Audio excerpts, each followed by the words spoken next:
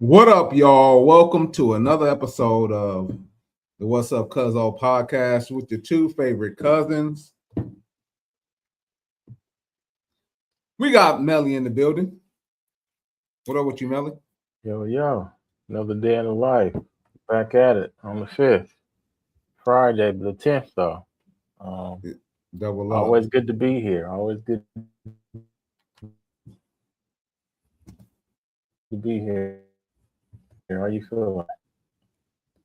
I'm good, man. You kind of lagged there a little Looking bit. for your car keys? Yeah, you kind of lagged there a little bit. Oh. Yeah, it's all good, though. That's what we got. Yeah, it is what it is. Anyway, man, this is episode number 21 of season number 2. Man, we got some fireworks, to say the least. A lot has been going on in the local and nationally. We're going to talk about it. Firstly, I want to say thank you to each and every person who watches our content, who likes our content, who subscribes to our channel. We appreciate you. Please share this with somebody else if it's something that catches your ear. If you don't like what we're talking about, hey, I still need to see those comments. If you do like what we're talking about, I need to see those comments, man. Let us know. What's up with you? Hey, yeah. You know what I'm saying? Charlie Murphy. Nah, that's whole nother episode. Anyway, so we're gonna go ahead and get this thing started, man. Like I kind of said, there's a lot going on in the news, man, and there's one topic that has been one of the major headlines is the Nolan Wells mysterious death. And so let's see. Actually, I'm pulling it up right now, so bear with me a second. I accidentally closed everything. That's why I got kicked out. But we're going to go ahead and play it with all the commercials and everything.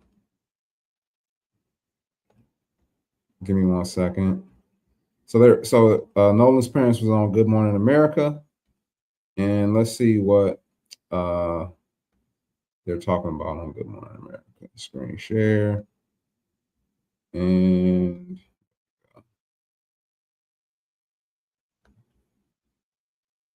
more on the mysterious death of Nolan Wells. We're joined by his parents, Christine and Elmore Wansley, as well as their attorney, Ben Crump. And before we get started, first off, I want to thank you for being here under these circumstances. I know how extremely tough it must be. And we can express our how sorry we are for you and your family. And first question, how are you two holding up? Taking it second by second. Day by day. Second by second and day by day, which we all can understand. And I just want to ask you, the friends that Nolan traveled to Horn Island with, they say that he stayed behind voluntarily. Why would he stay behind? That we cannot answer. I can't fathom why he would. I don't know why he would. We always taught him to, if you go with a group, you stay with a group. Mm-hmm. Even when he was in college, he would say, Dad, well, we're going to ride down to a party or something in another city. So I tell him, look, if you go with 5, you come back with 5. Do not separate from your group. Because I always say safety is in numbers. Mm-hmm. And he always said, yes, sir. So he knew to stay with his group. So why would he split from his group? I don't know. So that would have been unusual for him to split from the group. Yeah. And you said he would always check in with you. Did he check in with you that day? So that day, no, I don't. But of course, too, they were on the boat. And usually when he is out there, which it's not uncommon, he's, I think, since last year, he's been going there occasionally with his friends. And so it would always just be like, hey, Mom, I'm back type of thing. But this time there was no call or text from him. It was from his friend. And then too, really didn't worry a lot about it because it was his last weekend to have fun yeah. because that Monday he had to report to school. We was preparing to take him back for camp to prepare for the season. So, we understand he wanted to have his last little hurrah before he locked down and get ready for the season. Because, like I said, the entire summer he's training. He got more serious. He started to understand what I was trying to tell him about football, not just being fun, but as you get farther in it, it becomes a business. If you want to excel, and you have to understand, and you have to understand both at the same time. And we know, Ben, that you said that you're going to do an independent investigation. Yes. And you say you have Nolan's cell phone and messages were deleted. How could you tell messages were deleted? Well, his parents got the phone back, and that's something that's important, Michael, because they tracked this phone on Life 360. So Life 360, but when I received the phone call from Warren, I immediately called my friend Toshima and I said, hey, have you guys seen Nolan? Because her two sons, Jalen and Javon, they grew up together. They played city league sports together. When they got into school, they played sports together. And so she was like, hey, okay, the boys were pulling up the location from Snapchat. So the Snapchat location looks completely different than the Life 360 location. So when I pulled up Life 360, it was different. It was showing everywhere the phone had been. I was like, well, it's showing that he's back on land. He's like, but no, he didn't come back with us.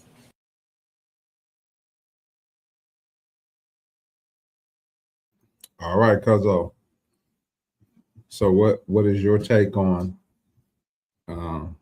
what's been said so far and what you've heard about the situation? Well, first and foremost, let me just say shout out to the parents of the young brother that passed away. His parents are taking it extremely well. Just to kind of sit back and listen, just to kind of see the body language, the tones.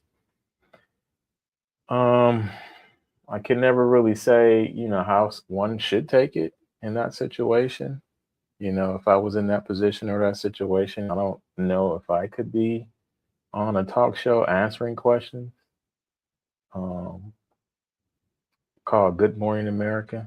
Let me just first say that. But just from what we heard preliminary so far, I mean, it just sounds like this is something that's normal up until the point to where this young man didn't come home. So, we have to go through the process of figuring out the true story. And, maybe this is part of it. And let me just say, man, this brother Ben Crump, boy, he's always on point, on spot.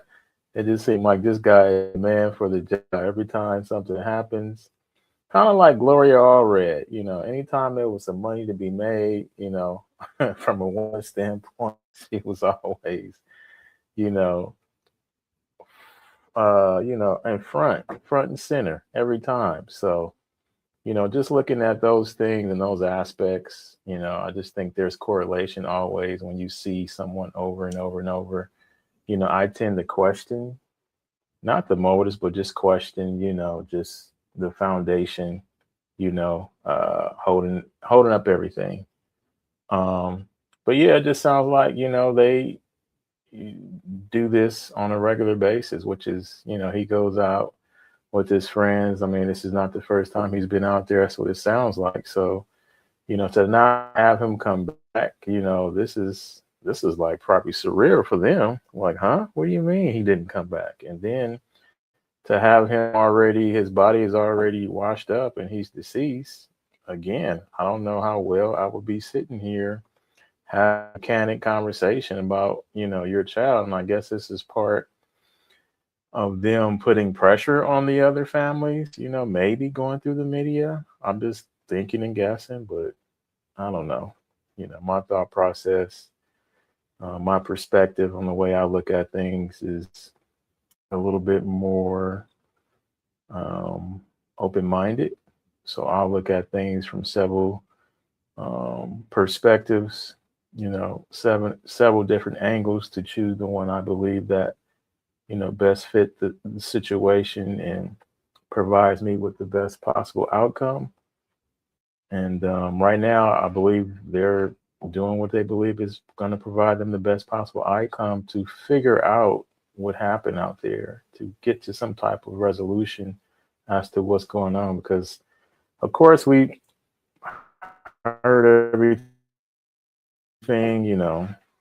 kids setting off their social media, mom's a judge, everybody's already taking the same speech in terms of, he went off with a girl and, we have his phone and, blah, blah, blah. So it's just kind of like the pieces are not adding up. So hopefully, doing this puts them on the path to really understanding and figuring out what's happening. But again, shout out to parents. They're extremely strong for doing what they're doing and going through this process. And, we'll wait and see what happens, as this thing moves forward. That's my spiel. What you got, Cuzzo? What you think? Man, I was over here. He over here trying to feed my face low key. My bad, man. You trying to get it in, man. I can go in a little bit longer. Nah, you good. Let you get a couple of more morsels, in you.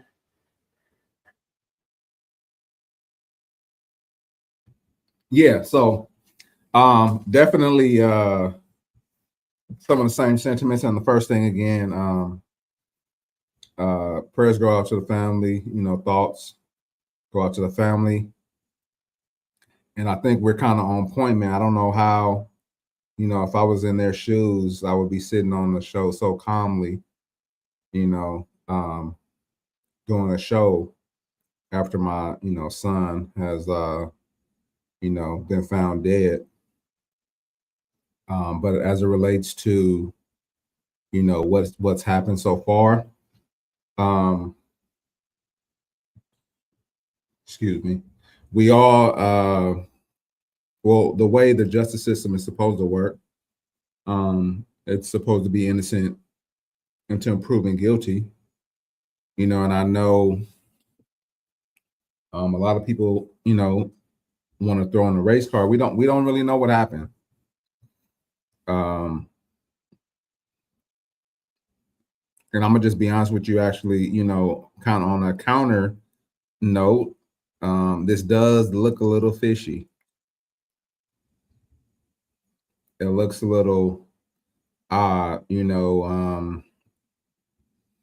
I know kids do things sometimes out of the ordinary, especially like the father said, this is kind of like his last hurrah, before he like got back down to business. So we don't know, I know it's been some times out there when I, put myself in harm's way and met some young tender that I never met, hooked up with a young tender that I never met, before in person, risking it all, when I was younger, more his age, going out of town and meeting somebody new and like, hey, what's going on? What we doing?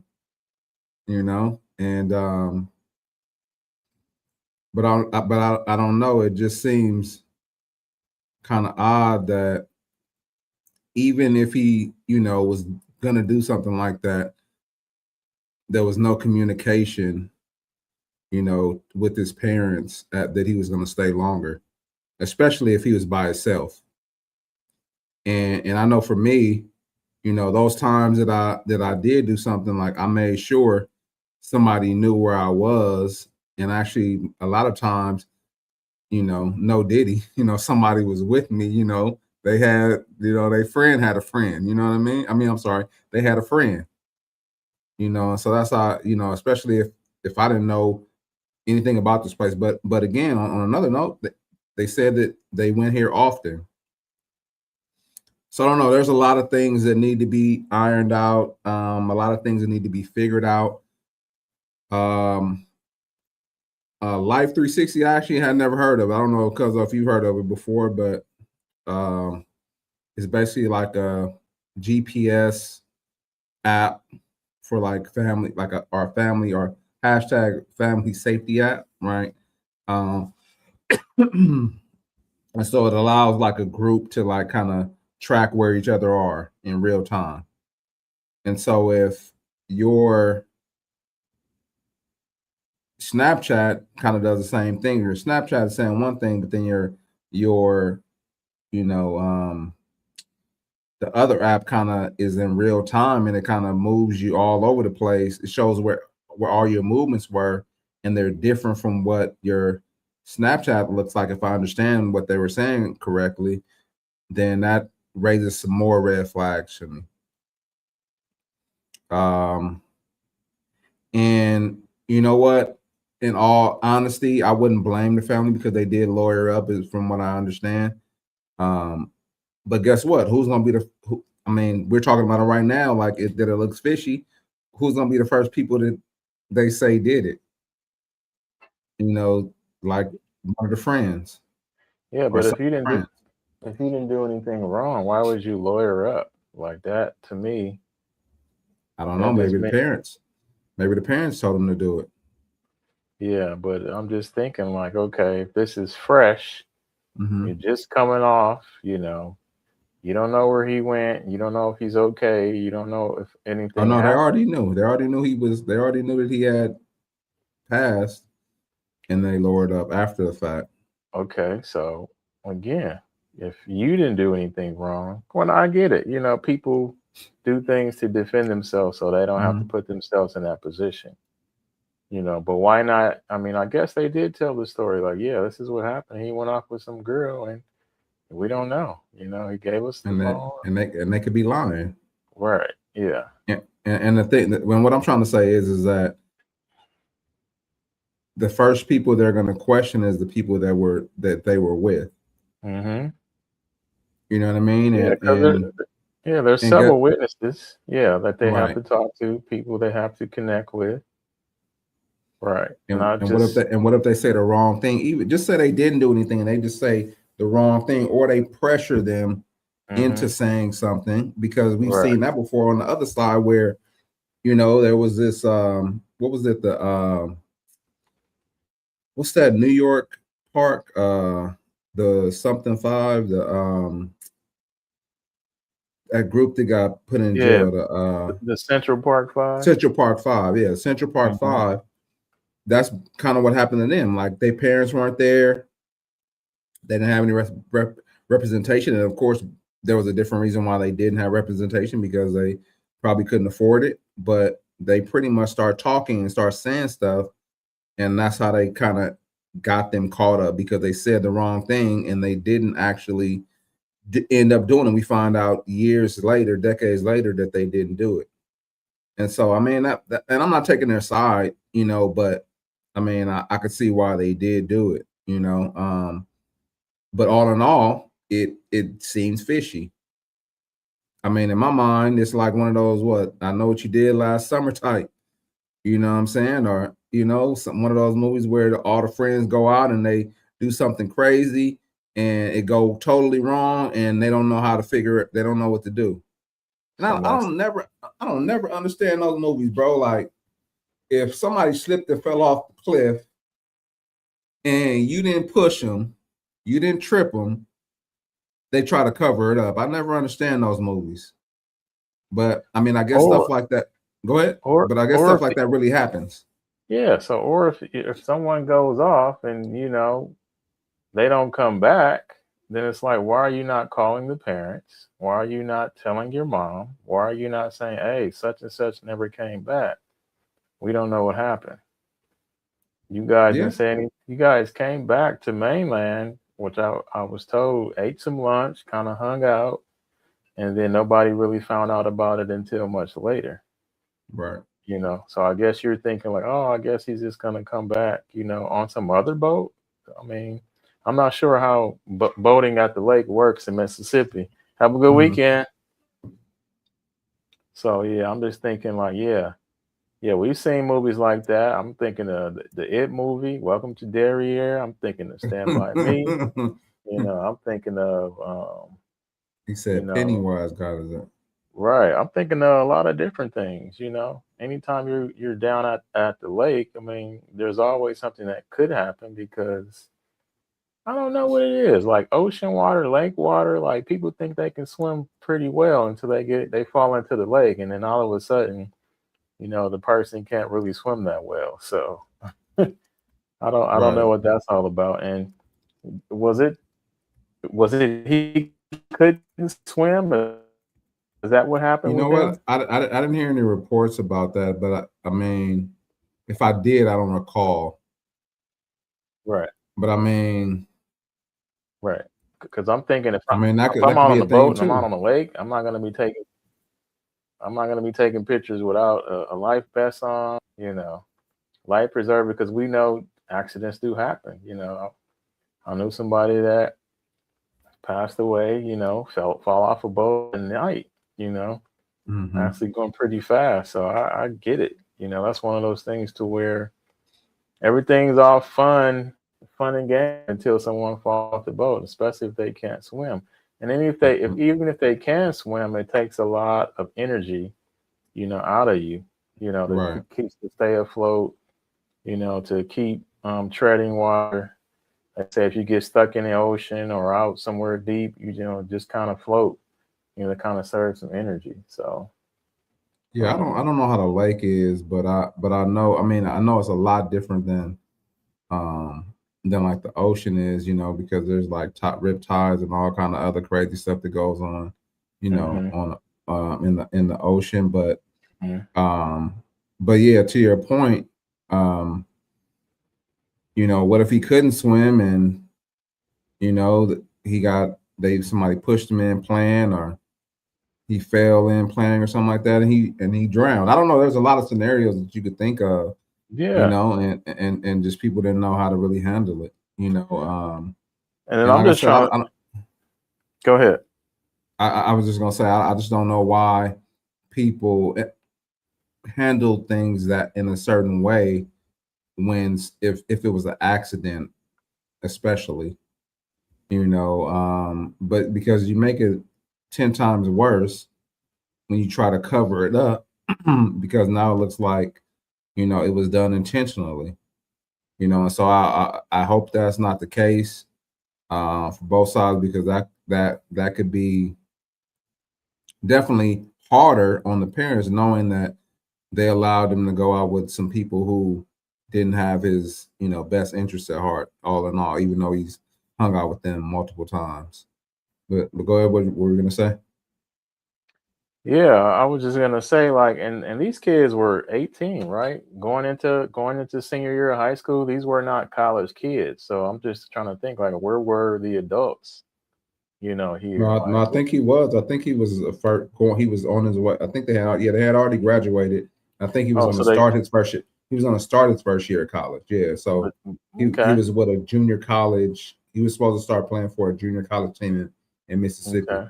Okay, I got you. Yeah, that makes sense. But I don't know. I like you said, she's saying that he's done this before. They've done it before. These are his friends. They play football together, and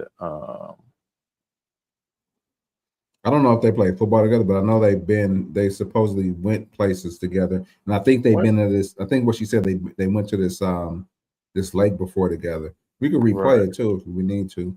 No, we don't need to do that. But I'm just trying to analyze what the mother said, what the dad said, and like I said, she seems like she's, because she's on TV, maybe she's taking it so well. Like she even kind of almost laughed in the beginning, and it's just kind of like they're interviewing you, for something else other than your son passing away from drowning. And, this is a mystery at this point. Right. We're trying to figure out the true stories and the facts behind it. And more than likely, we may never know because, again, and I want to figure out what lake this is out down in Mississippi, because I'm pretty sure this lake is not a stranger to these types of things. Horn Lake. Can you hear me? Yeah, I can hear you. Horn, no, I'm sorry, not Horn Lake, Horn Island. Horn Island. Horn Island is a protected, undeveloped wilderness assembled. Oh, I'm sorry, I can't read today. Horn Island is a protected, underdeveloped, or undeveloped wilderness accessible only by private boat or charter. Because there are no public docks or commercial ferries, boaters, anchors, offshore, trim. Because they're near. So basically, you have to get a charter boat or a private boat to get over there, basically. No docks, minimum boat size. It gives all this information. No park services. Yeah.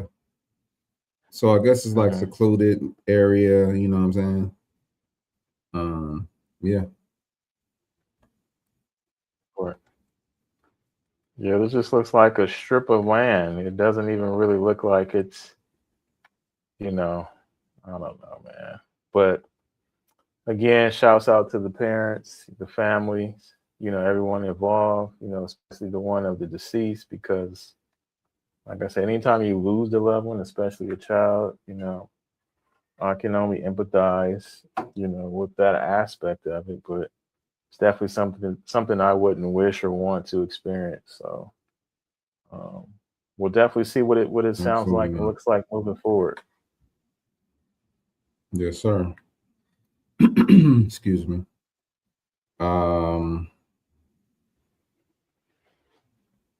Yeah. Let's see what we have next. So in the news, we were talking about open carry in California, but I couldn't find any information on that to justify, so I need to research it a little more. So we will table that for right now. But we will talk about this. California is rated the third worst state to move to. Let's see. No surprise there. Man, my computer is moving a little slow. California remains one of computer over here moving slow, boy. Hopefully it don't shut down on me.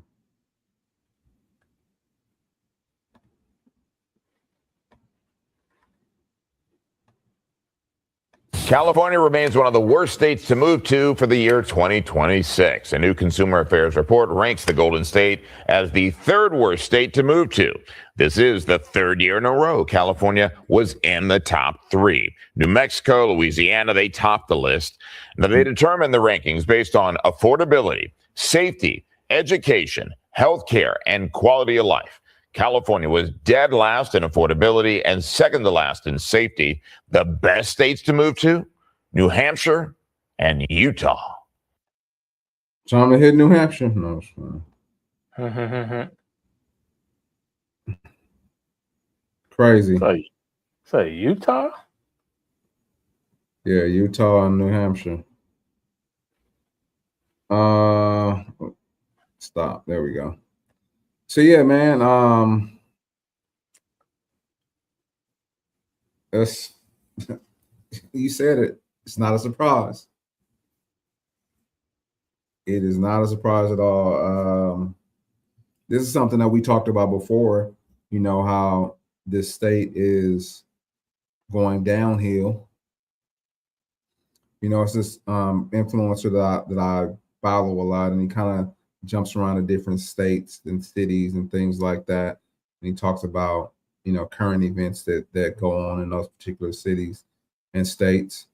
And California is on his list all the time. And actually another city outside of California. Let me see. Somebody commented, my bad. I thought I had the comments up. LeBron needs to go to the Wizards. I hear you, bro.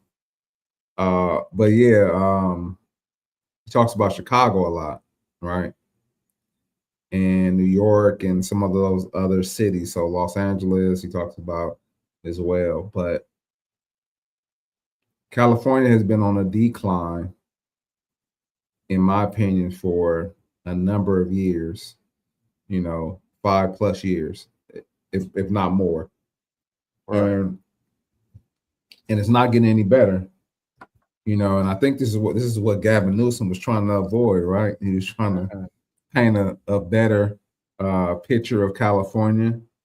I mean, but it's crazy because when you take a photo, you know, people always like to talk about the Android and iPhone debate, you know, as it relates to photos on the camera on your phone. But when you take a picture, you know, you know, pretty much stays there, right? Like it's still, like it's no movement. So whatever place you're in, you know, that picture could look great. We've been seeing some people take photos and things like that, and the photo looks great. But then when you take a video, if you see the actual video, you know, and this is what this is like Gavin Newsom is trying to get everybody to see a picture. When you actually look at the movement of California, when you come to visit California, when you live in California and you see how the streets are, you know, nothing is getting better. You know, everything is getting worse.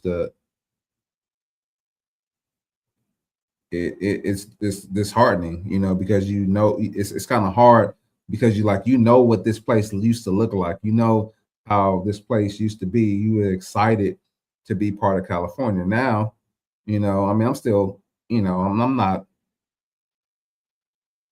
What's the word I'm looking for? I mean, I'm still proud to be from here, but it's like when you say, "Oh, I'm from California," people are like, man, like it's a, you know, it's a problem. It sounds like, you know, back in the day when they used to say, we used to say like, "Oh, I'm from Detroit." You know what I'm saying? Like, catch you like Detroit, right? Like, yeah, exactly.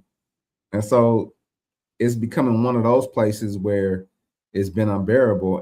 And the guy, you know, the newscaster, he kind of said, you know, affordability, we definitely know that's one. And then he said safety.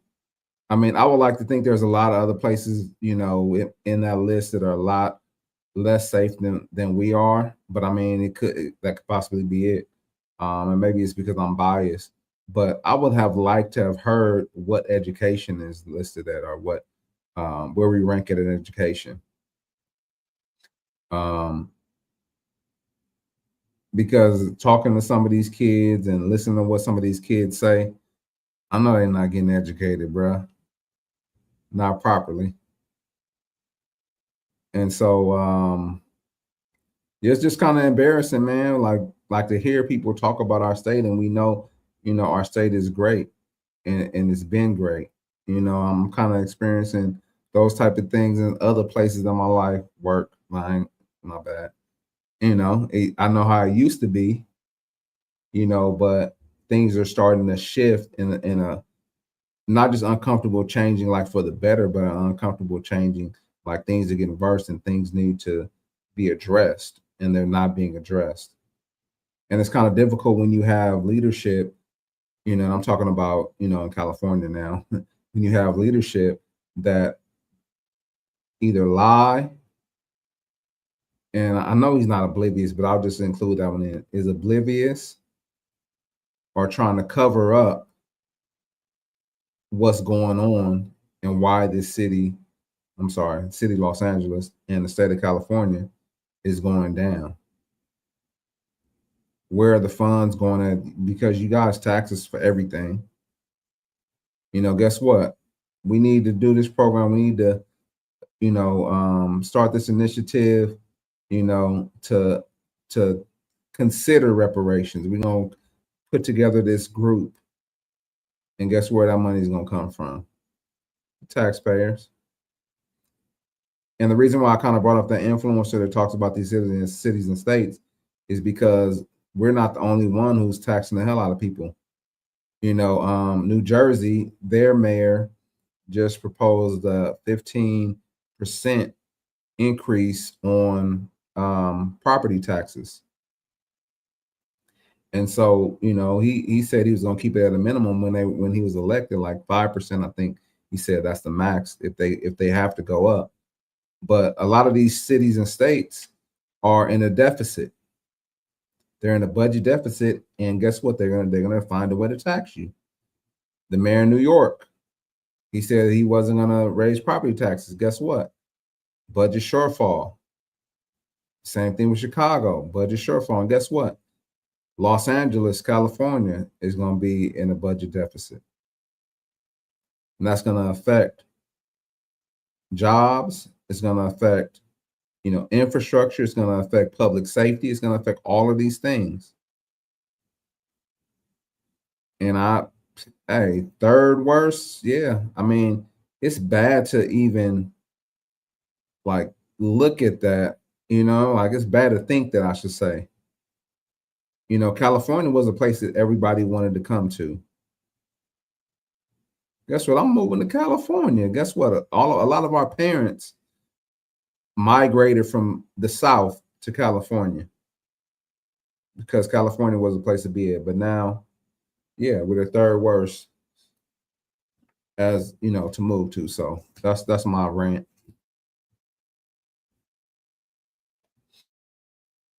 Yeah, I mean, you made a lot of good points there, and it's not too. Again, I said it in the beginning. It's not a surprise because we've been on this trend of, as a city declining. You've had fires, you've had, floods, you've had, homelessness problem, that said that was supposed to get fixed that didn't get fixed. There's just been a slew and a stream of issues that, we necessarily didn't have to deal with, growing up. But then there was a separate set of problems that we kind of came through and grew up in. So now this is just, the tail end of it. New York is experiencing a lot of people moving.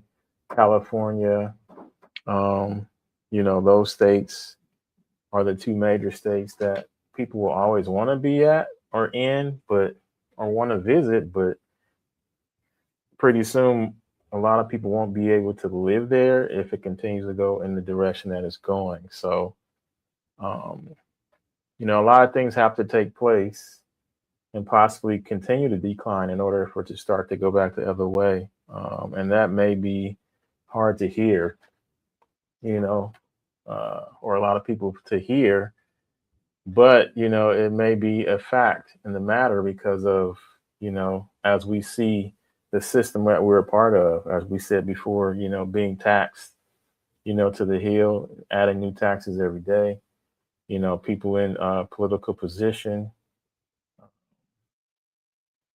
painting a picture, but seeing the video show up in a totally different light and way. I think that was masterful what you said, because it's just kind of like, okay, I see the picture, it looks great over here, but then you yell cut, and then on the backside, it's trash everywhere. You only clean up this one area, and you got a nice suit on, but then you don't have any pants on. You're just walking around with no bottoms. So it's just kind of like, yeah, what are we doing here? So when you start to kind of step back and look at everything, and we've talked about this many times, like it's like you're saying a lot of things to say nothing. Like when you hear these people talk, it's the same, talk speech, it's the same words, it's the same cadence, and it's to kind of pacify the people into the process that we've been governed in for so long now. So the older generation, the baby boomers, the people in that position, they've already been accustomed to it. And then it's, us next. And this is kind of like we've coming up behind that. And it's like, no, this ain't it. Something's up. And then the ones coming after us, the generations, they're just either drinking all the Kool-Aid or they just totally tuned out, altogether. So I would always told people that I would never leave California because I could not afford it. You know why? Because I can always make more money. So if people are accustomed to or wanting to live a certain lifestyle, and you want to do the bare minimum or you want to do the least amount of work, don't come here. Yeah, because you're going to need a roommate. You're going to need a couple of roommates in order for you to, work a minimum wage job or to work, just even a basic job. You want to call it a corporate or a desk job, you know, yeah, you're going to need a few roommates in order for you to have some type of lifestyle, which means working 9 to 5, go out with your friends on the weekend, club, party, you know, restaurant, whatever you think of. But whatever plan that they have for California, you know, this is part of it. I tell people, when you look at California, there's a lot of old architecture, you know, around the city. So there was here before, you know, people started to migrate here for you.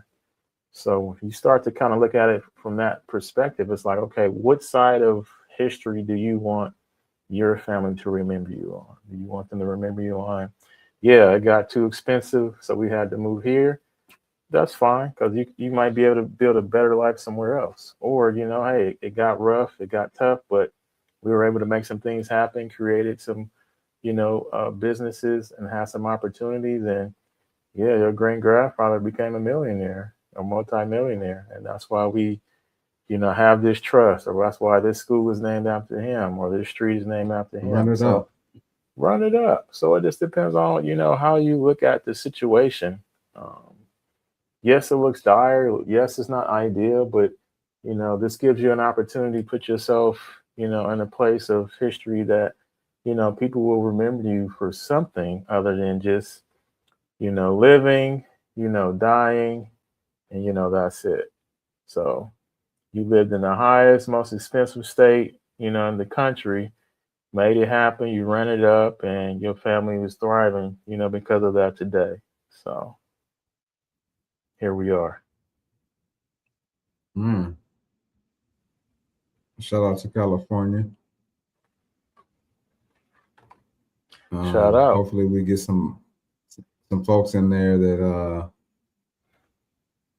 want to help make it better. But on to the next topic. We shall see. Yes, sir. We won't spend too much time on this because I know we got a few. Excuse me, that I want to get to.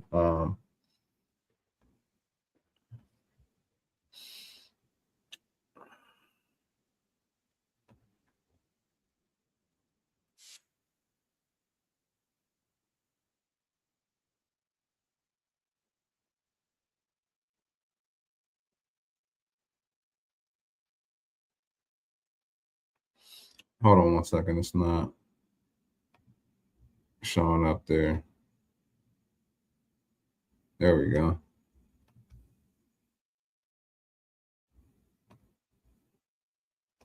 City of Compton reeling tonight after a 4th of July shooting that left 2 people dead, including a beloved community activist. One of those killed has been identified as Eric Washington, a Watts community advocate. KTLA's Gene Kang live in Compton with reaction from the victims' families. Gene?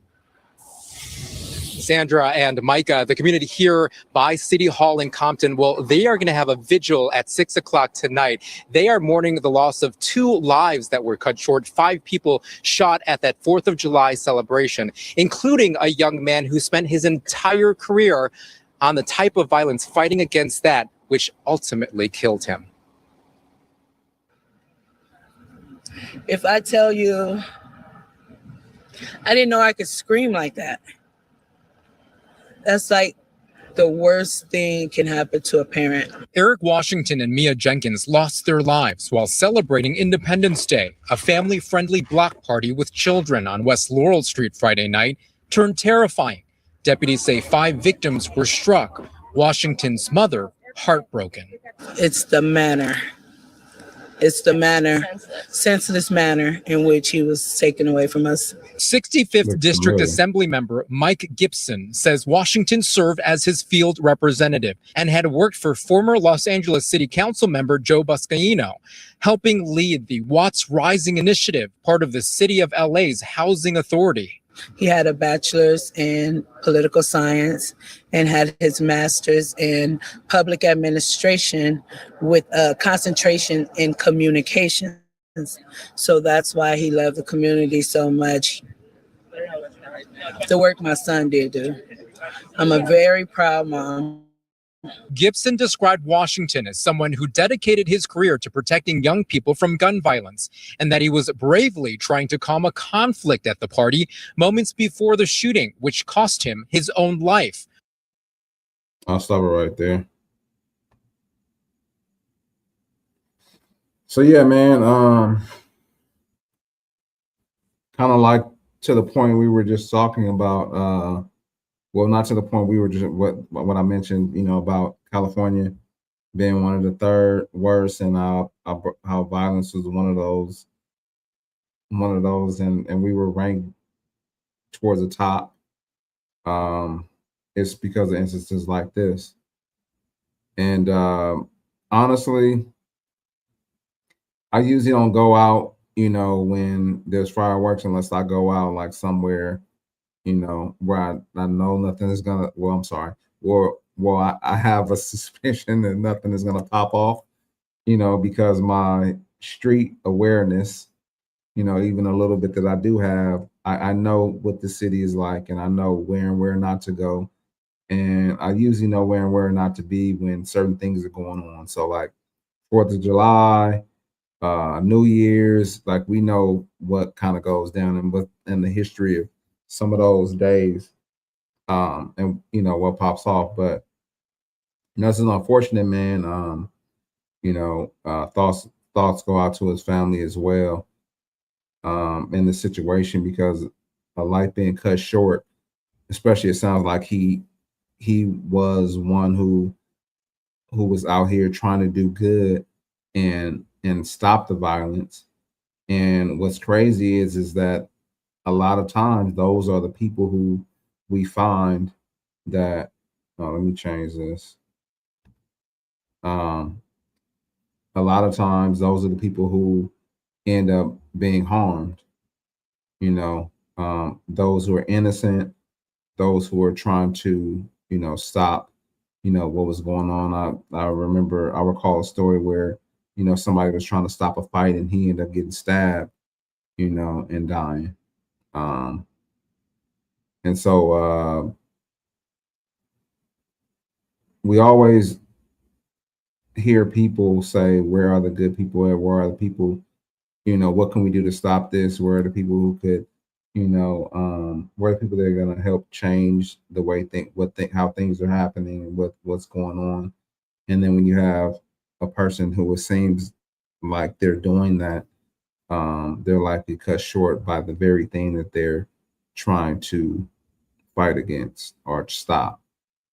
I mean, we know what it is, like Compton is one of those names, kind of like I said, Detroit, you know what I'm saying? Like when people say Compton, it has a certain thought process behind the city of Compton.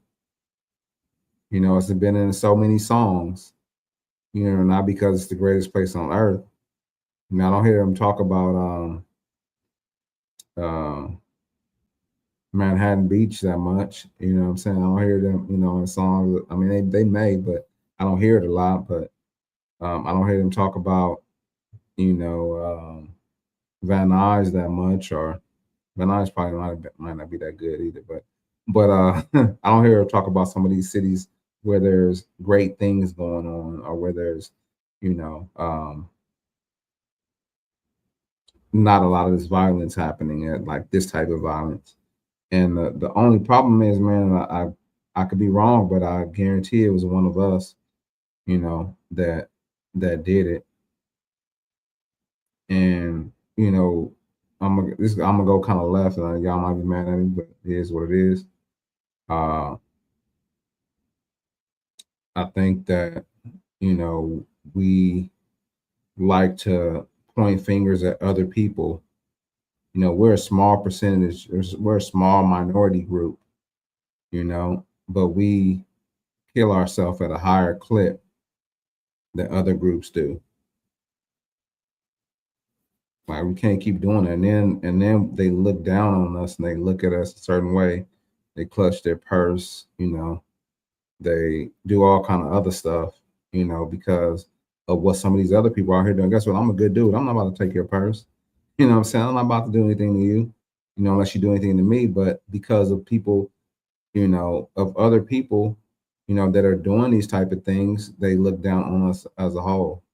And these type of situations don't paint a very good picture of us, because I guarantee you it was one of us. And so it's unfortunate, man, that this happened. Another son lost. Yeah.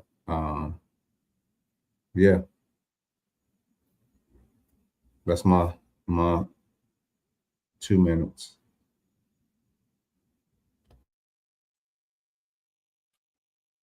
Yeah, shouts out to the families, of the two individuals. They lost their life. It was not only him, but a young lady that lost their lives out there. And just go back to the old adage of bullets don't have names on it.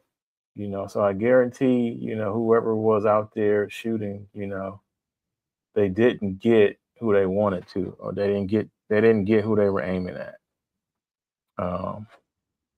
And maybe they did, we weren't out there, I'm just speculating. And I'm a firm believer that you can't save everyone. I understand you love community, you love helping people, you love putting yourself in the middle of conflict. So you want to be the person to, kind of calm things down. But you also have to be an individual that's smart, because sometimes, you being from a place in an area that that has a reputation, some minds are just too young to understand the value of life. And when they're out there, doing what they do and being who they are, you being who you are and doing what you do is not going to be enough sometimes.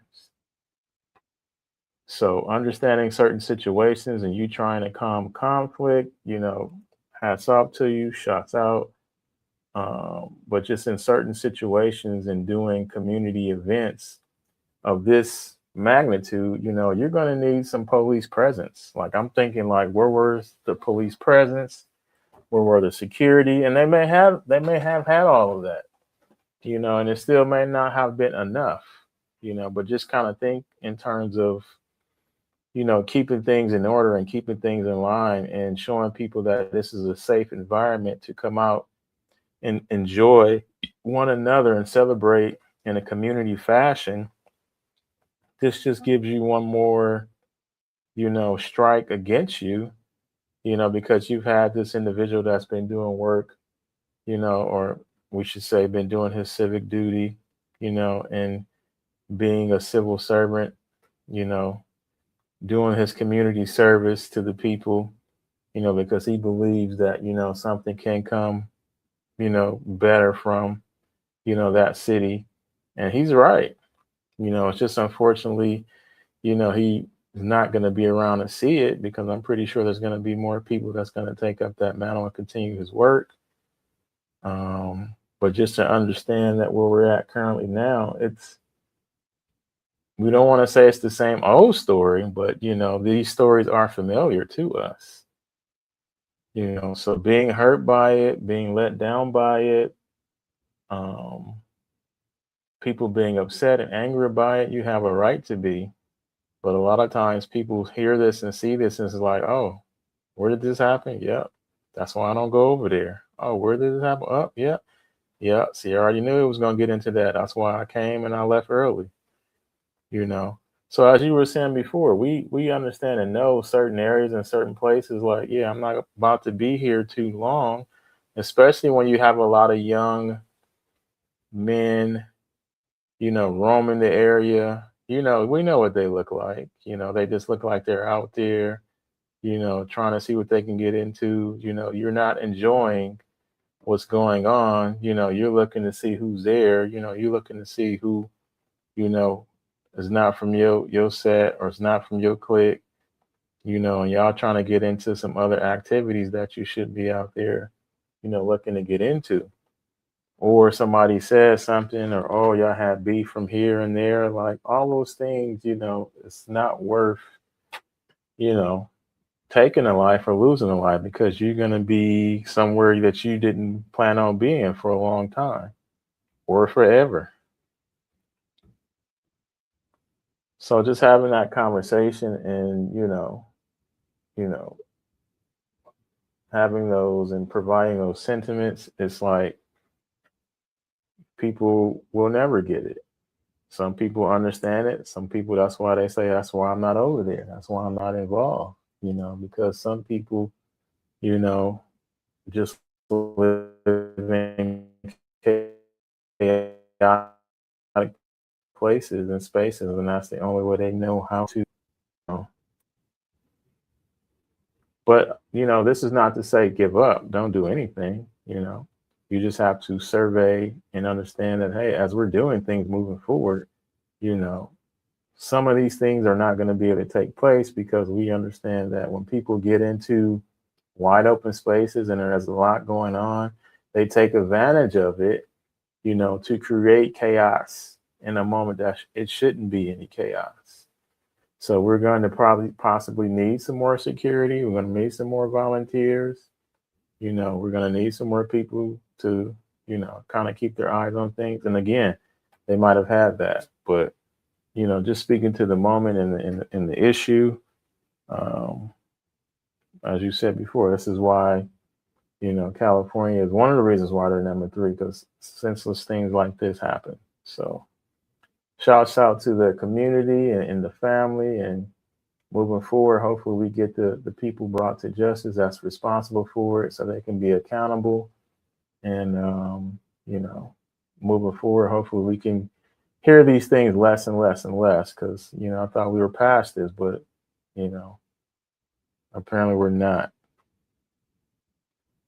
So we'll see how this plays out moving forward. There'll be more information. We don't have all the facts yet. So, we'll see. Yes, sir. So I'm gonna go ahead and jump to the next thing real quick. Oh, there we go. I thought it was gonna end up playing, but nope. Cool. There we go. Give me back my phone. Get off of me. Give me back my phone. You know what you need it for? Get off. What do you need it for? Get off me. Please get off me. As soon as you give me my phone. Please get off me. It's my phone. Please get off me. Registered in my name. Please get off me. Give me my phone. You're sticking my ear in my ear. Sorry. Get off of me. Give me my phone. Please get off of me. You can stay right on the floor. You're a fucking manhandling. I'm not manhandling my phone. Tigger, get off my phone. Do you not see Autumn cry? Bro, why did you do that? Doing that. Yes, you did. She dropped.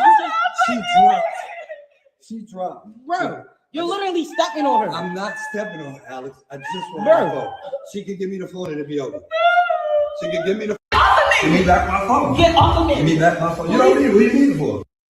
Oh, no, that's not the full video, but I mean, y'all get the gist of it, bro. There was one video, one part of it. Mr. Tigger.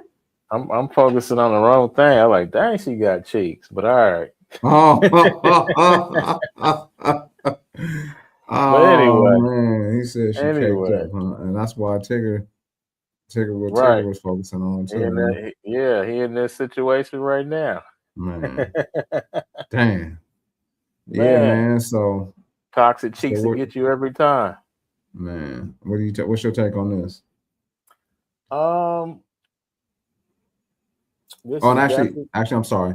Before you start, so apparently, after the situation, we find out that she was arrested following the situation because of a previous kidnapping or disappearance case, or child custody warrant that she had out for since 2019. So with that information, let us know what you think about everything. Well, I mean, with you dropping that on me, everything has changed. No. I mean, that information doesn't change, the facts of what I saw, and what I saw was, the guy trying to get his phone back.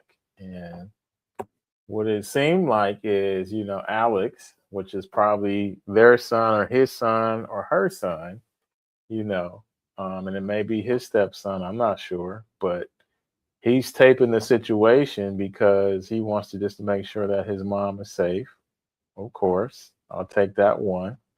And then also maybe use this, against, the guy some way in court to get him in trouble. Or when the cops come and say, hey, he was stepping on her because he said, hey, you're stepping on her. He's like, bro, I'm not stepping on her. Look, I'm trying to get my phone back. Tell her to give me my phone back and this will be over. That's it. You want to create a situation that's not here to be created, but, I just need wilding out. So this is something that happens when she drinks. Like, yeah, y'all in a toxic situation. That's something that I would have to deal with every time, we hang out or chill or you have a couple of drinks. You want to start bringing up old stuff and, getting into it, arguments. Yeah, it's going to be a wild night. So, just looking at it, I kind of seen a few stories before we saw this video in terms of how he was, beating her up or stuff like that. And again, we never know all the facts because we're not there. We want to allow things to play out to kind of make our perspective arguments on the situation. But just, from what I see here preliminary, it doesn't look like he was, manhandling her. He was just trying to get his phone back. And that's what you do. You got the phone between here. Yes, I'm on you, trying to snatch the phone out of there. And he was doing a terrible job. She must have had that phone, between something, because I would have definitely got that phone back a lot quicker. I know how to pry fingers open. And then you would have said, oh, he broke my fingers, and did this and did that. I didn't break your fingers. What I did was snatch my phone out of your hands because it's not your property. So because you didn't want to give it back, I had to go and take it from you, and that's it. I didn't want to be in that situation. I didn't want to be involved in that situation. What I wanted was my property back. And I didn't feel like I needed to call the cops or do anything else other than just take it from you. So if you want to consider that an altercation, if you want to consider that me assaulting you, then okay, that's what you consider. But that's basically what I did, was get my phone back.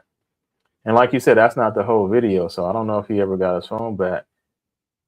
He might still be waiting to get his phone back. So I'm not sure if he ever got it back. But of course they got video. Of course it ends up online or Instagram to make him look bad.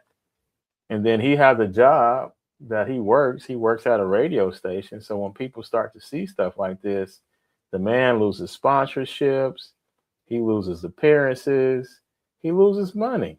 You saying what I was about to say. and this is money that goes in our pockets for our family.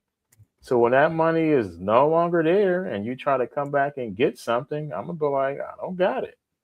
You know why? Because you and your son wanted to put this information out there like I was harming you. And then the brands or the sponsorship didn't want to be associated with an individual that didn't have his household in order or didn't have the right people on his side or on his team, to be able to create this appearance of, this is what people want to do.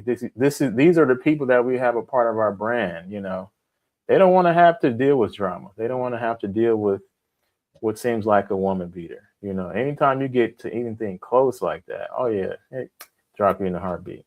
And then you can't go back and sue because they have it in the contract. Like, yeah, if you put us in the position to where, it sheds light on us badly, it doesn't mean if it was right or wrong, if it was true or not. That moment in time, you put us in a position to where we had to make a contractual decision and let you go. So unfortunately for that man, hopefully he pulls through stronger than ever. And man, I'm telling you about you, some of you raggedy boy, I tell you, y'all know how to be raggadocious, boy, I tell you. And y'all know who y'all booty. Y'all know how y'all are, boy, I'm telling you. Man,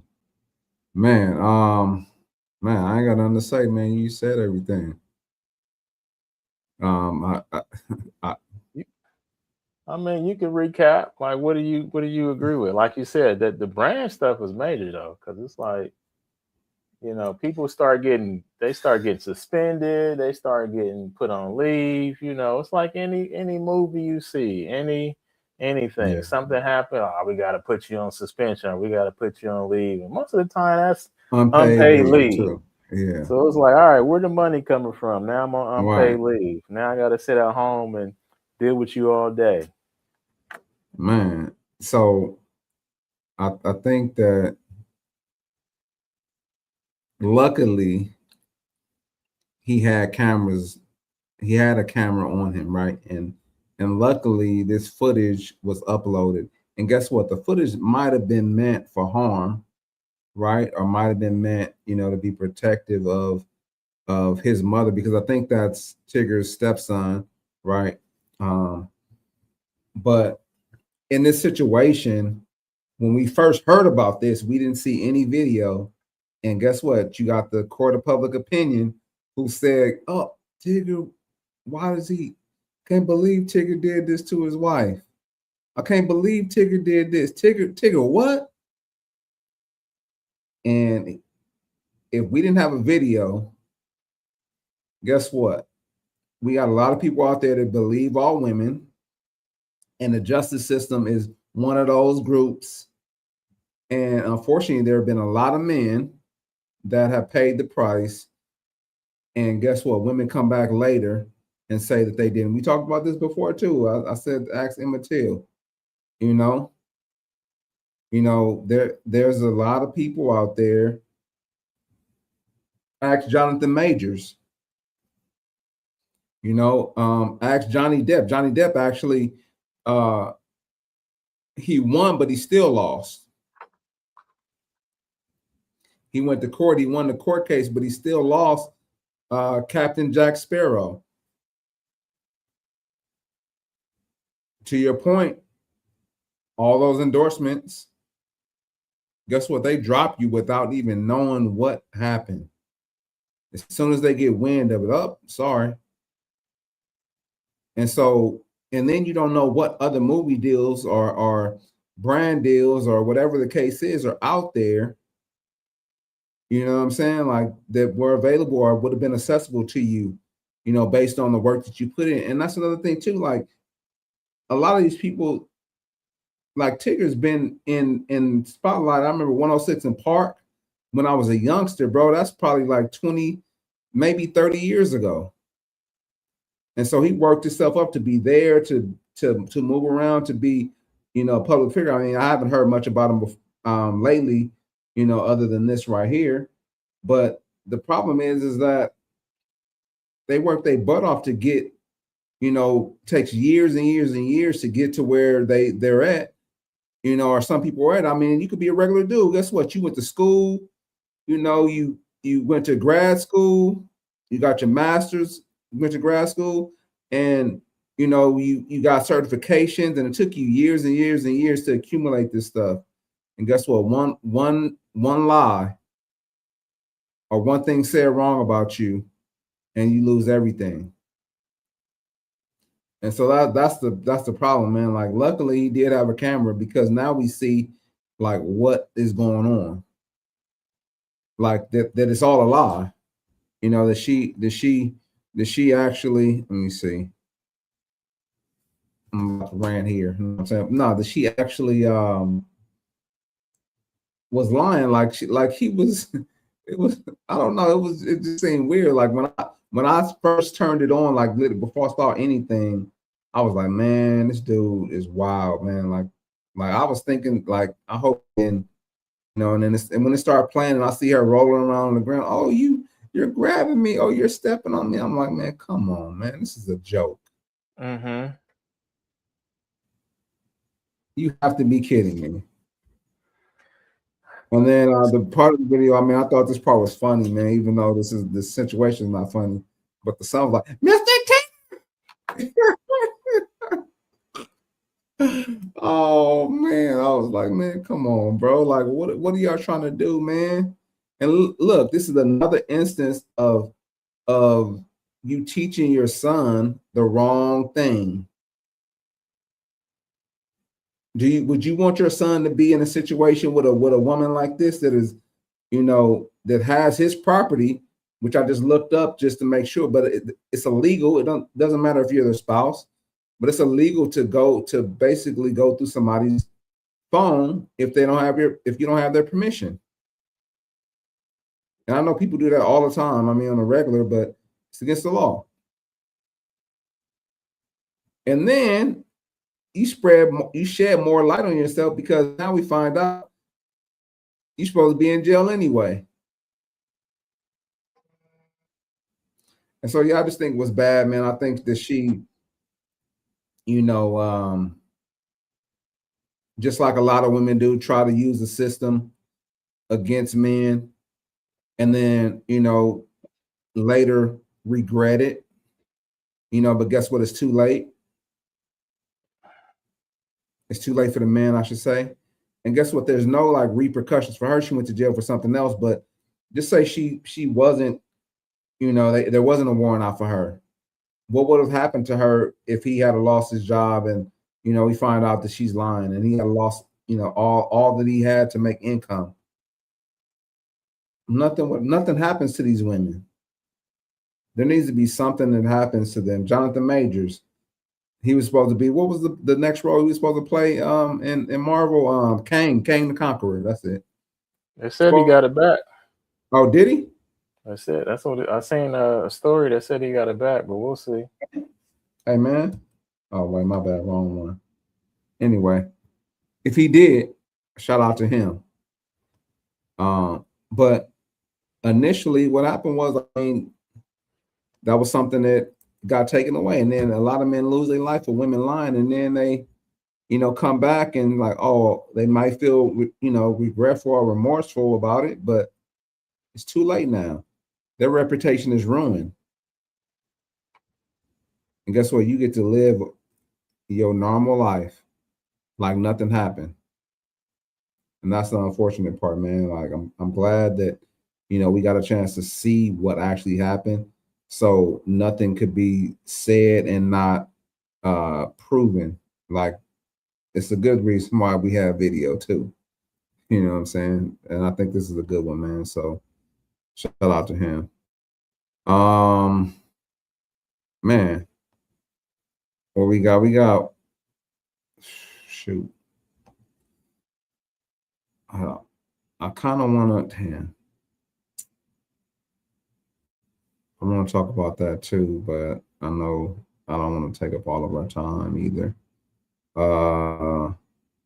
Let's talk about Chris Johnson. So Chris Johnson, aka CJ2K, was on Good Morning America, is what we just watched again. They've been doing a lot of things. And he was diagnosed with ALS.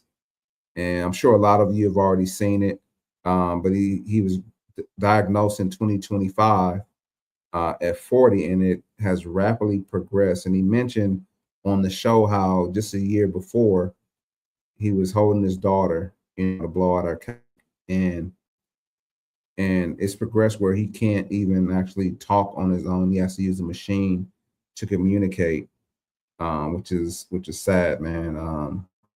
Seeing him play, was amazing. And at a certain point, like when we're a certain age, we feel like we're somewhat invincible, man. I guess that's the only way I could really put it. Like nothing could happen to us, but to see, this type of thing happen. And also, like, even getting older, like you start to feel things where you never felt them before, right? Like the little aches and stuff like that, right? But man, but nobody would ever think this would happen, like something like this would happen to them, man. So, man, thoughts going out to him, man. It's unfortunate. It's crazy. I don't really know much about the disease, and I just know people before, like a while ago, they were doing, the AS challenge, ice bucket challenge, and now I see that he's got people to start doing it again. man, shout out to him, man. It's tough. Like, it was tough to see that, to see how human or how frail we can be, as individuals, how something like that could, put you in that state. So,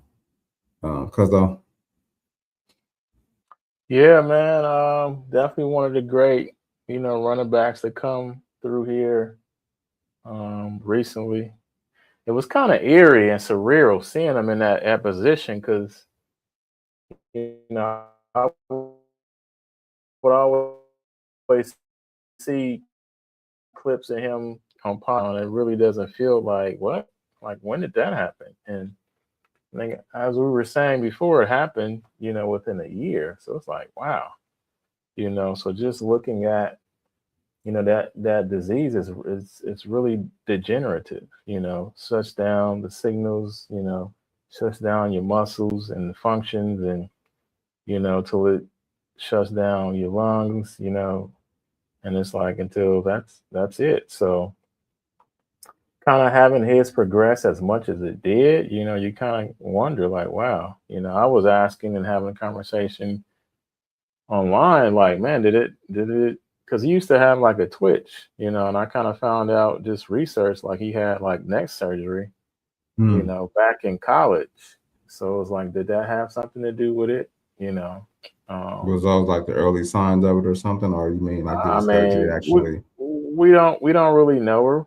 They're saying no. At this point in time, it doesn't look like it's connected, but I kind of think it is. It's a possibility, because it's a twitch. Every time you have twitches, it's nerve damage, and it's like, when you start to mess with nerves and those neurological functions, like, a lot of things can start to happen, or you can set certain things in motion. So, just thinking of it in that light, just kind of has me wondering. I'm just curious to see if there's a possibility.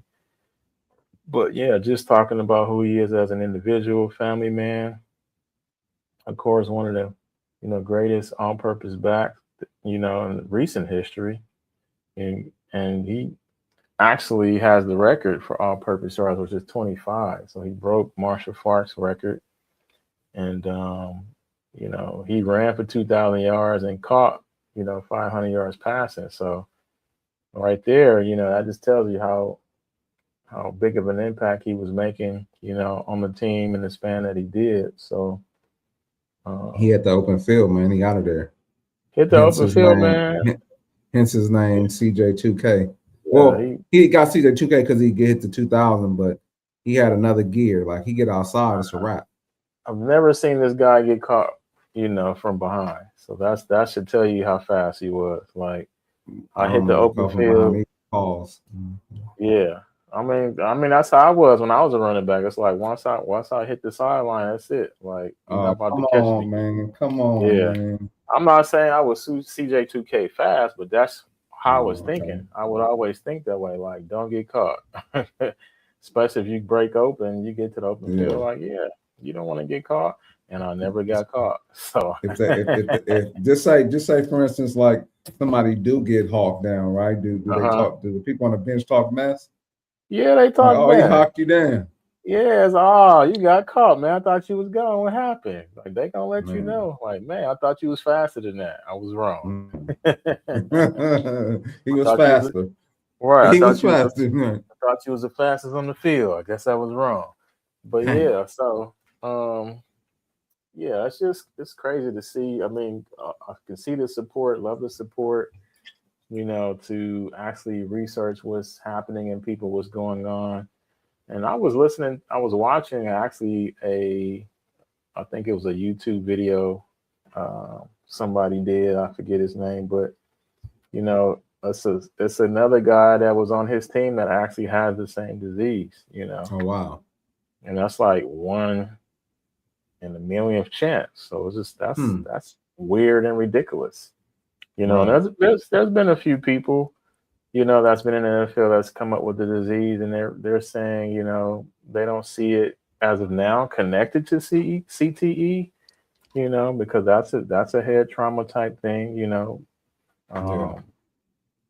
But just even talking to just this guy, you know, not giving up, wanting to fight, you know, those are the things that I like to focus on. That's the measure of an individual being in that state, knowing he can't do anything for himself. A lot of people want to give up, but you know, these individuals that continue to go on and, you know, become part of research, you know, that's, you know, a selfless individual, you know, that would allow himself to go through that, the pain, you know, the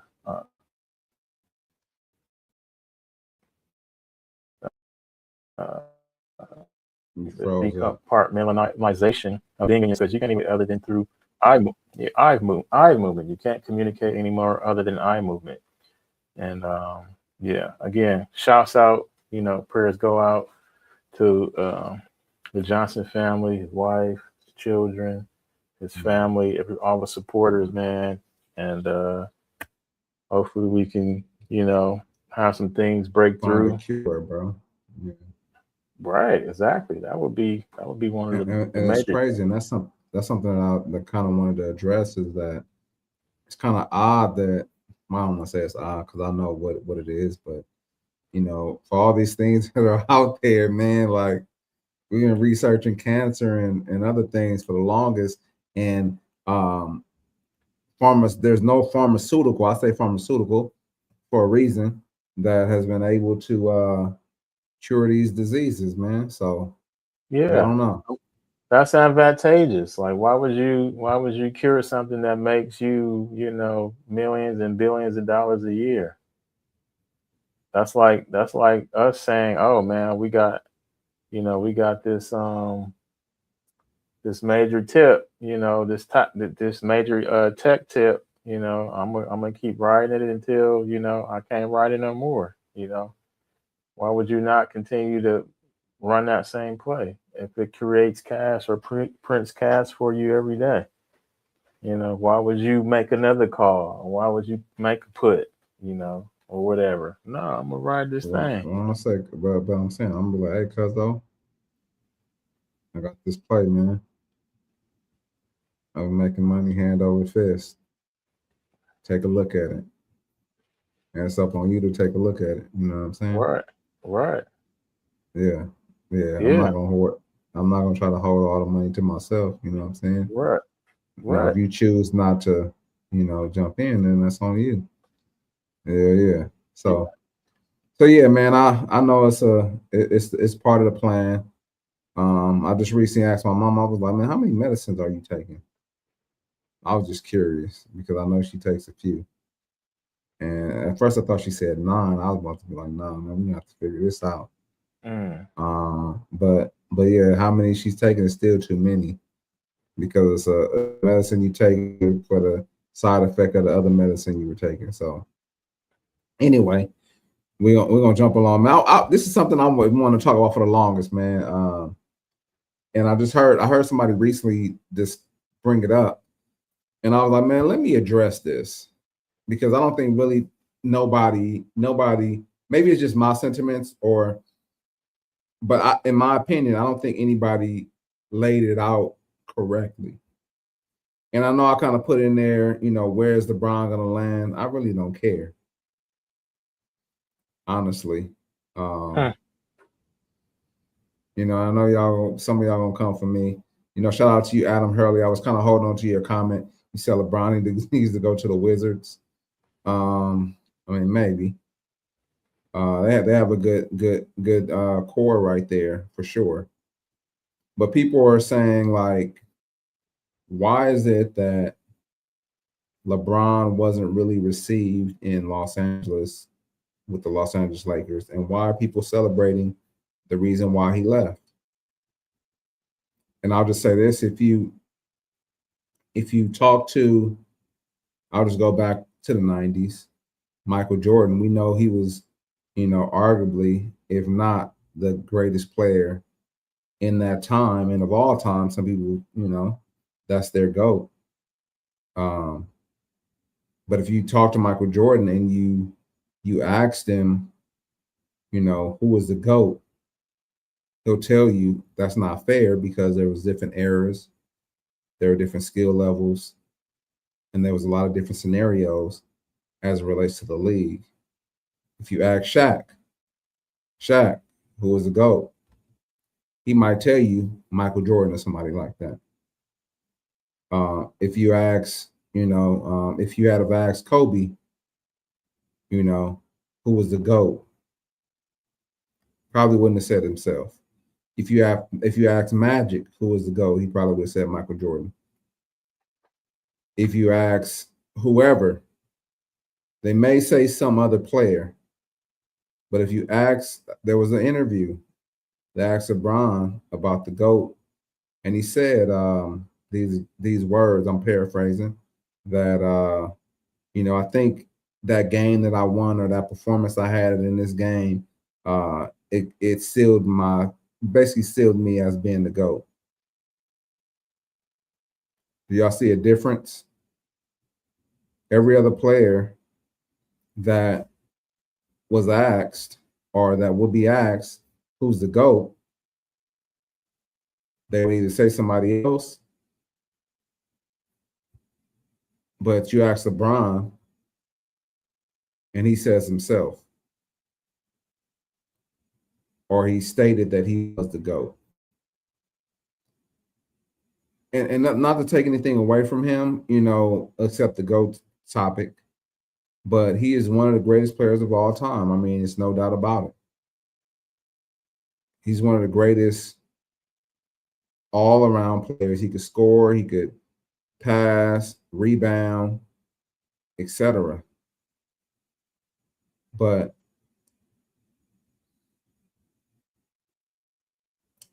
in my opinion, he lacked humility. When you come to another team, especially with this rich history of winning championships, to bring that mindset here, I don't think it's the right mindset to bring. Yeah, Muhammad Ali did say he said the same thing, yes. But Muhammad Ali played a single sport. He played a one-person sport. And I think that's part of the difference. But yeah, I hear you.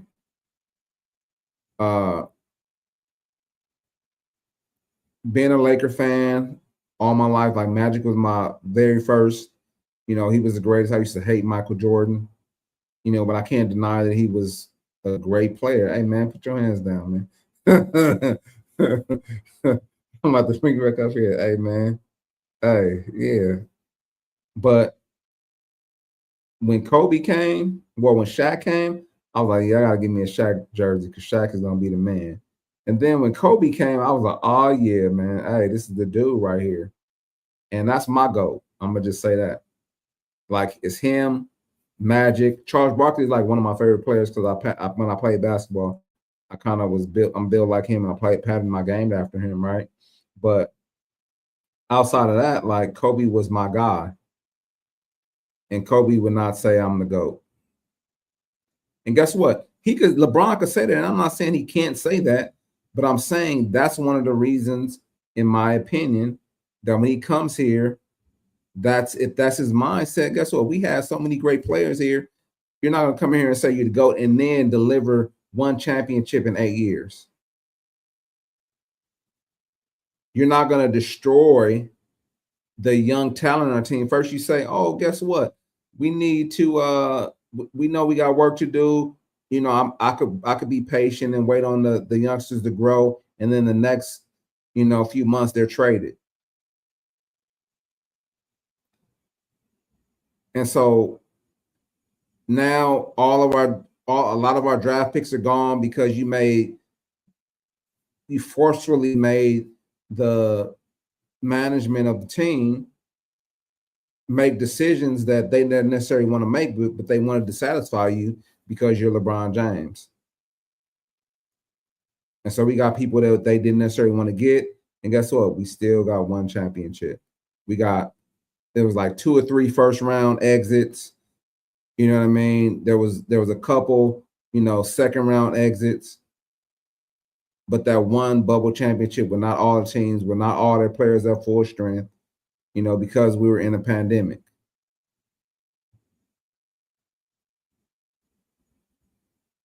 And that's all I gotta say about it. My shout out to you, Liberty Twitcher. Well, you still counting that bubble championship, huh? Hey, everybody else counted. So I mean, I do side before I say it because I know how it looks. That's just like the championship the San Antonio Spurs won on the season. I kind of side at that one too.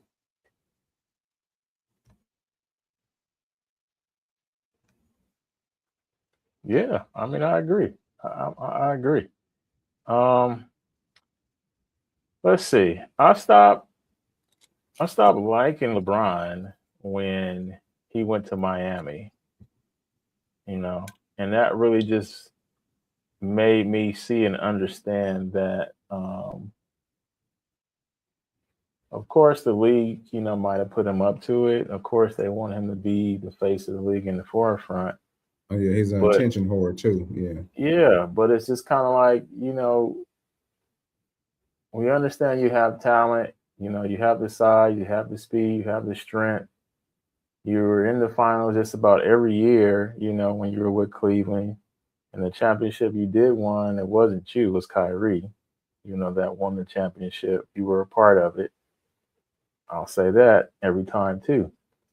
So I mean, you really didn't win any championships because when you went to the Heat, it was Dwayne Wade, it was Bosh.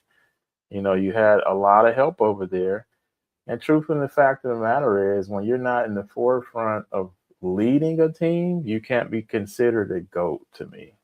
Well, people will tell you that he didn't have help on the Cleveland teams or on the Miami team. Like they forget who Chris Bosh was. Chris Bosh was the 20 and 10 dude. Dwayne Wade he won. I think he won a scoring title.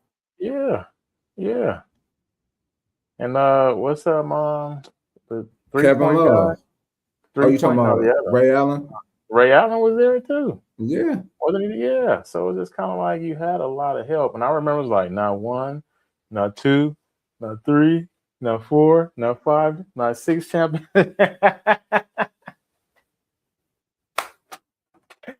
That was hilarious to me, man. It was just kind of like watching, just like, what is he doing? Like, and it just kind of like the whole ESPN thing. Where is he going? And blah, blah, I'm blah. taking my talents to South Beach. Yeah, and that right there is another thing too, man. Like, I don't know, this is a new age, man, but come on, man. Yeah, so it's just kind of like seeing stuff like that, and then even and I'll get off track. Even seeing what Kevin Durant doing, I don't agree with that because I guess we come from that era to where wherever you are, that's where you build your team.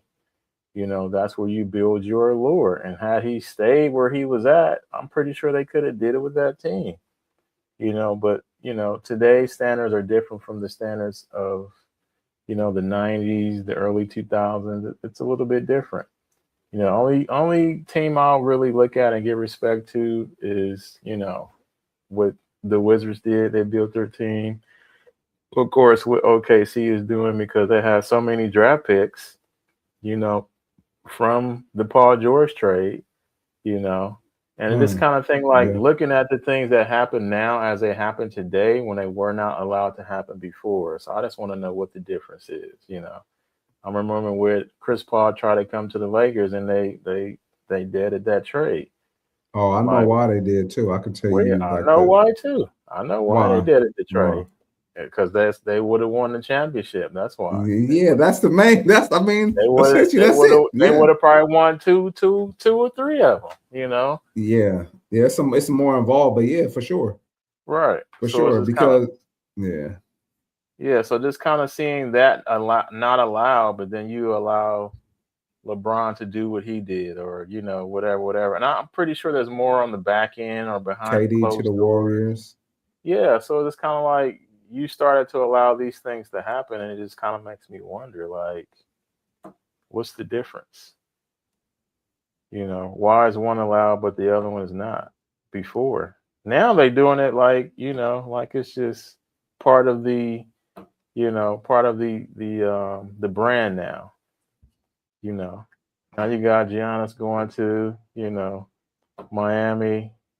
KD will be, you know, somewhere on a team that he think he can win with. Right. This, Right. they said he was going to try to go to New York. Man. So, yeah. and then LeBron, he'll end up wherever he'll end up. Like, I'm really Right. not. I hope he just retires. Like, you know what? I'm gonna just chill. You know, No, that man, would be nice. he's trying to make that scoring record, trying to make it out of sight so nobody could get it. But yeah. But then when you do that, what does that matter? Like, nobody's gonna consider you the greatest of all time because you got the most points scored or the Some scoring people title or will. whatever. Some people It'll will. just You be a know, number in the books. Okay.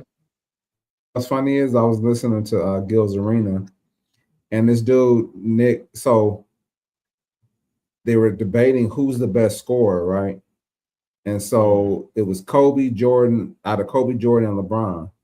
And so Rashad McCann said Jordan. I think he might have said Kobe, Jordan, LeBron, or he might have said Jordan, Kobe, LeBron. I forgot the exact order.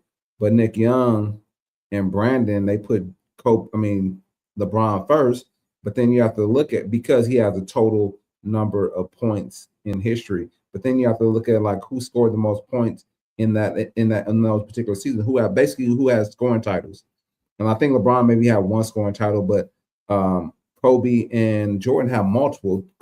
Jordan has 9 scoring titles. So to be a scorer, yes. To have the total points, yes, you have the most points of any but one in history. You played 20 plus years, you know, so you have longevity.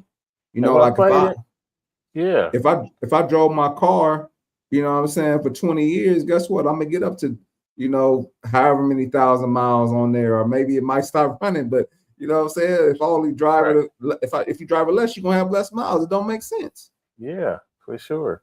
I mean, if I was playing in the NBA since junior high, yeah, I'm gonna have more points than anybody else because everybody else didn't come to the league, you know, until they were 21, you know, 20, maybe 22. You've been in the league since what, 17?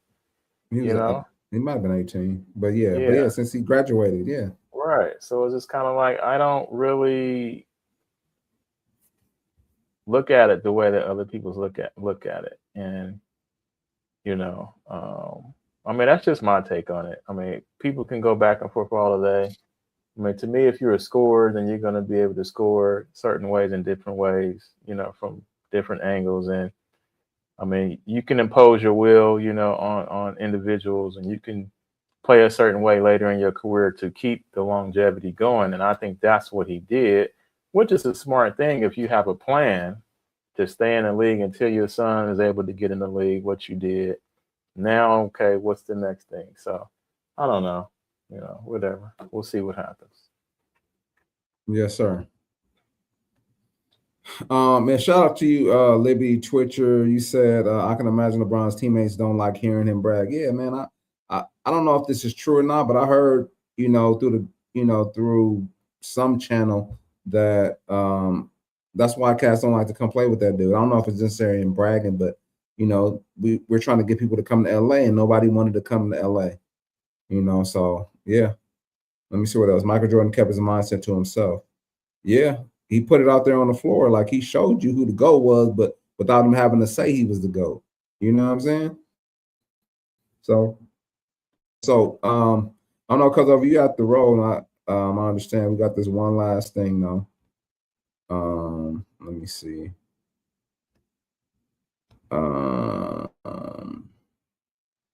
Where is it at?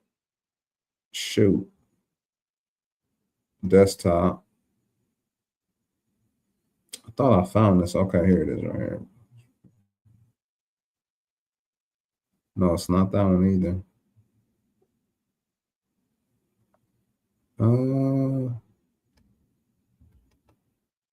Is it this one? Oh, yes, this one. Oh, I'm doing it wrong. Go here, video file.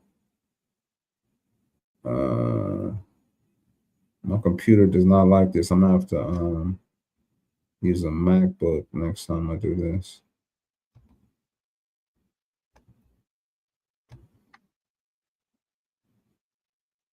Hold on. What you mean save me?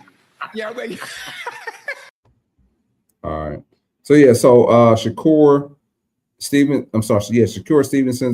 was on Shannon Sharpe show Nightcap, and it got a little hot and bothered. I mean, a little warm on the show. So let's see what went on. Hey Shakur. Yo. I know you had a lot to say about that situation that I went through last year. Don't let that situation. What situation? I still would rather check the bank accounts. So don't let that. What situation? Okay, I know you've been fighting for a minute. I'm confused. What situation you talking about? Don't worry about it. We'll talk off screen. Yeah, off screen. I got you. I know you've been fighting for a minute. Your pocket's not that deep. Okay, so bet it. That's all I've never said my. No. Hey, hold on. Hey, Ocho. No. Ocho, hey, chill. I'm gonna put it out there. I'm gonna put it out there for you like this here. I know you've been fighting for a minute. Your pocket's not this deep. I'm not trying to have a competition on who pockets deeper. Don't talk about I'm scared. Hey, I'm not trying to have a competition off of who pockets deeper. Okay. How old are you? Because you talk about, you not gonna bet, or you scared. Ain't no scared here. How old are you? Okay. How old are you?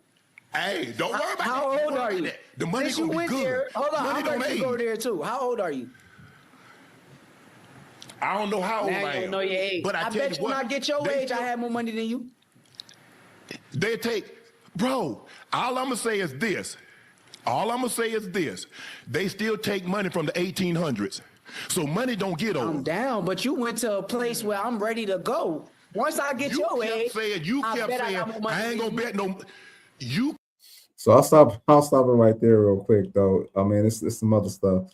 Man, it got a little chippy, man, on the show. Firstly, because I guess apparently Shakur said something about, the situation he was talking about is the situation he had with the girl, right? And we talked about that too. I was like, hey man, hey, I ain't mad at him, man. You did take a hit, bruh. You took a hit, and he got emotional, about the situation. You could tell. And I rock with Shannon Sharpe, man, but I just have a lot of issues. I mean, it's some things that come up a lot of times where he gets emotional or he takes like the low road on things. And this particular thing, what's funny is that when he is on his show, he talks about people and their situations that are going on too. You're a public figure. He's a public figure. So how can you get mad about him talking about what happened with you? And you talk about people all the time. What's the term? The pot calling the kettle black, as they say. It's a little odd that you're offended and you're emotional about that. Mm-hmm. And you do the same thing too. Guess what? How about this? Don't let me hear you on your show talk about nobody else's situation. Well, see, that's the thing. See, in this social media world, in this podcast world, the topics that you have to talk about is often about the misfortunes or the shortcomings of individuals in the entertainment world.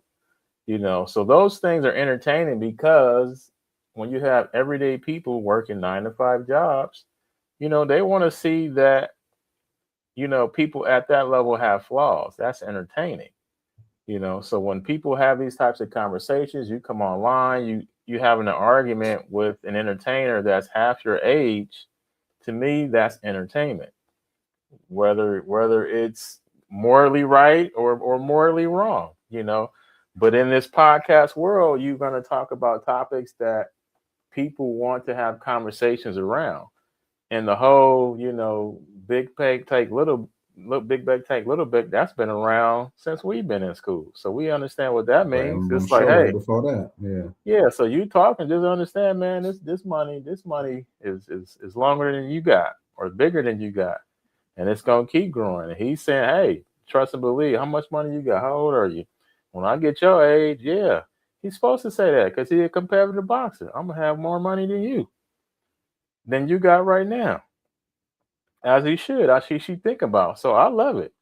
I love it. That's the type of mindset and the competition that you want to have in the public eye, but behind closed doors, you want to make sure that everybody's together. You know, we always looking out for each other. Let the public believe whatever they want to believe. Let the public be entertained by what we show them to be entertained by. You know, but we will allow this because we want viewers to watch our show. They don't want to be bored watching the show, of course. No, for sure. You know? I'm sure So if the people want to see you wearing UCLA gear and not USC gear, you know, we got to give them what they want. Nah, man, I want them to. Nah, man. You want them to tune into another show. Yeah, hey, man. Hey, tune into another show and see if I change. You know, I might surprise you. Join us next week to see if I switch my outfit to what y'all want to see. Absolutely. Yeah. So let me see real quick. So there's let me see. There's another part in here that I want to talk about. I do, but it's an opinion. Let me ask you a question: Who your favorite? Who's the best basketball? You like talking to me, opinion. Huh? I said this. I'm gonna be here. I heard you say so what happened is that you didn't like what I said about your style. You said something slick about the situation I went into. Yeah, that's because what you you're did. Speaking on the style that you don't know nothing about. That's nothing personal. That's my opinion. Care. You hold on. That's my, let me get this straight, right? You sit here telling me, oh, you boring and you this. You like that's talking my to me, opinion. Huh? You like talking to me, huh? I do. Okay. Let me see. I'll fast track it. I don't see enough action from you. Now, the most action I saw when you fought Teofimo. That was the fight you said that was boring. That's so what that I'll address both something of them. That to me I feel is very. Let me see this about my style and what I like to see. And you can have your opinion. I didn't try to say would you this, you that. You can have your opinion. I don't have no problems with your opinion. I think that no, yes, I don't. You just called me ignorant, but you ain't got you're ignorant in the ignorant. You did. Ignorant. Be respectful. Well, I'm not because I'm not that ignorant. So I can't have an opinion about. What I'm tell you is you're being ignorant. That's it. I get all that. That's fine. That's fine. You're being ignorant. Shakur, ignorant is something that should never come out of your mouth because you don't have a degree. Okay. I run circles around you in the classroom. I don't give a fuck about a classroom. Be respectful. I've never called you ignorant. I've never called you ignorant. On the Be respectful. That has not finished high school or finished school. That is I'm not talking about them. I'm talking to you. They didn't call me ignorant. You did. Ignorant. Be respectful. You're being ignorant when it comes to the sport of boxing. No. I'm not calling you ignorant as a person. I'm calling you ignorant when it comes to the sport of boxing. He had to take it to left field and talk about ignorant. You are in boxing. You are in boxing. About boxing. And so I'll go ahead and yeah. So see, you guys, it got extra heated, right? Oh, conversation is ignorant, but okay. I agree. But the thing is I think that Shakur was trolling him, but I don't know. I could be wrong. But there's two things that I kind of want to address. The first thing is that so they were having a conversation, and Shannon said he didn't like his boxing style. You know, his boxing style, I guess, was safe. And I know that boxing is looked at as a gladiator sport. Like when we used to watch boxing, I don't know if you still do, but I know when I used to watch it heavy, like we used to always, you know, want Mike Tyson. You know what I'm saying? We used to watch Mike Tyson and Holyfield and some of these other boxers who were, you know, big and, you know, they was knocking people out, right? And so it was more entertaining. I mean, I guess if you caught the fight on time, you know what I'm saying? Because Mike Tyson was knocking cats out in the first round, you know, but but it was an entertaining thing. Like, you wanted to see people hit each other, you know. But we've seen how that's affected a lot of these boxers as they get older. You see Roy Jones, you know, the way he kind of talks. I mean, I know he talked, you know, with kind of like a slow anyway, but you could tell like maybe some of those punches have affected him. And then Evander Holyfield, the same thing, you know, like, though, and we know that taking blows to the head like that is not natural. You know, like, you're not supposed to get hit in the head, you know, on a consistent basis like that. And it could affect your, you know, faculties and, you know, movements and, you know, brain function and things like that. And so, like, the fighters these days, you know what I'm saying, those who are smarter, I think, in my opinion, are those that try not to get hit. I mean, that's the goal. I mean, in my opinion, like, you know, get hit, to hit and not get hit. You know what I mean? As much as possible, score as many points as you can, you know, and win a fight. And of course, like, yeah, we want to see a knockout. You know, we want to see like a UFC knockout. We don't want to see no draw in UFC. I used to train jiu-jitsu, and there's a couple different ways you can win. You could beat somebody on points. You know, you get more passes. You know, you get, you know, side control. You know, you get the mount. You get points for that. Or you could tap a cat out, and you don't have to go to the judges.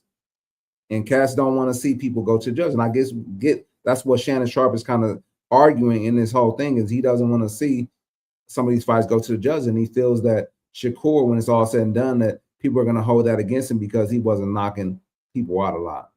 And so the other thing I kind of want to address is that, you know, Shannon kind of got a little heated because he said you're ignorant.